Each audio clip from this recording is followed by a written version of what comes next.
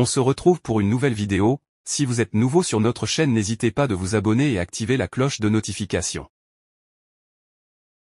La direction des Reds scrute le marché des transferts dans le cadre de la succession du défenseur central néerlandais. Lié jusqu'en juin prochain avec le club des bords de la Mersey, Virgil van Dijk entretient le flou sur ses intentions, si bien que la question de sa prolongation crispe l'état-major de Liverpool. En conséquence, la formation basée à Anfield ne veut pas attendre de connaître la décision finale du défenseur central néerlandais pour préparer la suite et plancher sur son remplaçant. Si les solutions ne manqueront sans doute pour la succession de l'ancien footballeur de Southampton, débarqué en janvier 2018 pour environ 85 millions d'euros. Fichage croit savoir que le champion d'Angleterre 2020 a identifié un défenseur central de Liga. Liverpool est entré dans la course à un recrutement de Christian Mosquera, le jeune footballeur espagnol du FC Valence.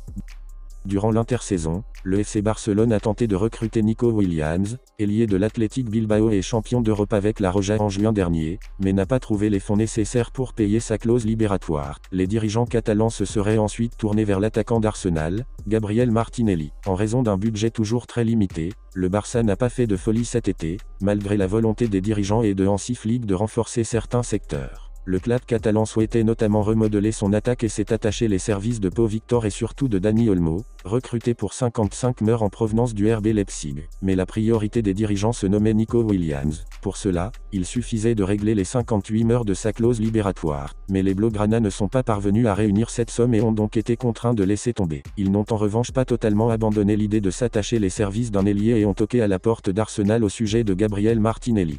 Ayant avec le Girona FC la saison dernière, Ian Couto était de retour à Manchester City cet été. Prêté par les Skiblues au Borussia Dortmund, le Brésilien va finalement rester en Allemagne. Acheté en juillet 2020 par Manchester City auprès de son club de Coritiba au Brésil, Ian Couto aura voyagé. Régulièrement prêté à Gijón, l'arrière droit avait crevé l'écran jusqu'à la fin de la saison dernière aux côtés de ses partenaires, qualifiant les siens pour la Ligue des Champions au terme d'un exercice mémorable. Le 3 août dernier, c'est à Dortmund que le joueur a posé ses valises dans le cadre d'un prêt payant à hauteur de 4 millions d'euros. 2 mois après son arrivée, les dirigeants du BVB ont visiblement souhaité sécuriser leur nouveau joueur en levant son option d'achat sans attendre. Selon Jack Gogan, reporter pour le Daily Mail, confirmé par Fabrizio Romano, le club allemand va débourser 30 millions d'euros dans l'opération.